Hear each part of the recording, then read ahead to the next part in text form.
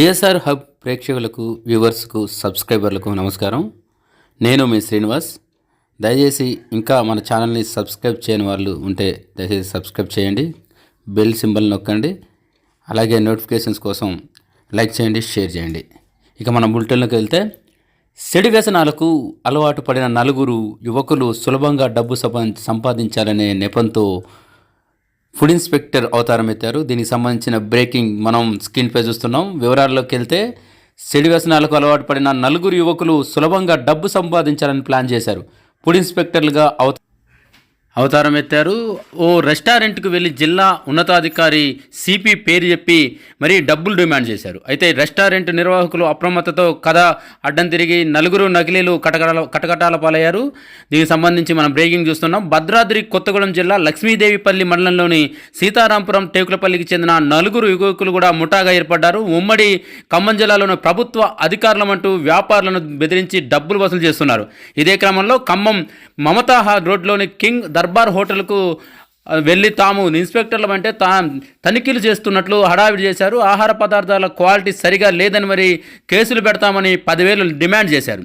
దీంతో హోటల్ నిర్వాహకులు 4,500 ఫోన్పే ద్వారా ఇచ్చారు. తిరిగి ఇదే ముఠ మరుసటి రోజు హోటల్కు వచ్చారు. కిచెన్ స్టోర్ రూమ్లను తనిఖీ చేశారు. చికెన్, మటన్, రొయ్యలు, చేపల శాంపిల్స్ కూడా సేకరించారు. మసాలాల తేదీలను తనిఖీలు చేశారు. మొత్తంగా కేసులు నమోదు చేస్తామని బెదిరించారు. కేసులు పెట్టకుండా ఉండాలంటే 2 లక్షలు ఇవ్వాలని ఇందులో మొత్తంగా ఫుడ్ ఇన్స్పెక్టర్లకు 1,00,000, ఉన్నతాధికారులకు 50,000 ఇవ్వాల్సి ఉంటుందని ఒకవైపు చెప్పారు. దీంతో అనుమానం వచ్చిన హోటల్ నిర్వాహకులు మీరు ఇక్కడే ఉండండి అంటూ డబ్బులు తెస్తామని చెప్పి జిల్లా గెస్టెడ్ ఫుడ్ ఇన్స్పెక్టర్ కిరణ్ కుమార్కు సమాచారం ఇచ్చారు. దీంతో వెంటనే హోటల్కు చేరుకున్నారు సిబ్బంది. నలుగురు వ్యక్తులను కూడా చూసి వారికి ఆహార తనిఖీ శాఖలో ఎటువంటి సంబంధం లేదని తెలియజేశారు. దీంతో నిందితులను ఖానాపురం హైవేలీ పోలీస్ స్టేషన్కు తరలించగా విచారణ చేపట్టి కేసు నమోదు చేశారు. ఇప్పటికైనా నకిలీ అధికారులు వస్తుంటూ ఉంటారు.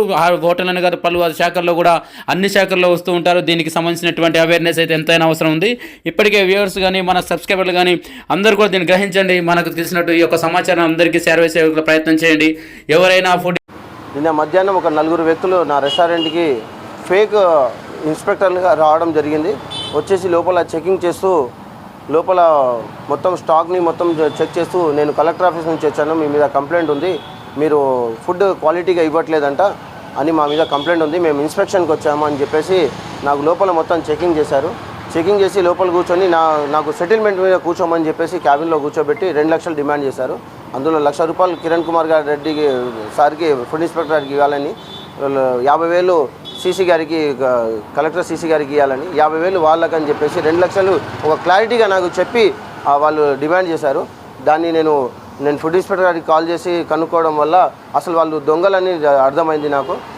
దాని తర్వాత వాళ్ళని పట్టుకొని స్టేషన్లో అప్పచెప్పి కేసు ఫైల్ చేయడం జరిగింది.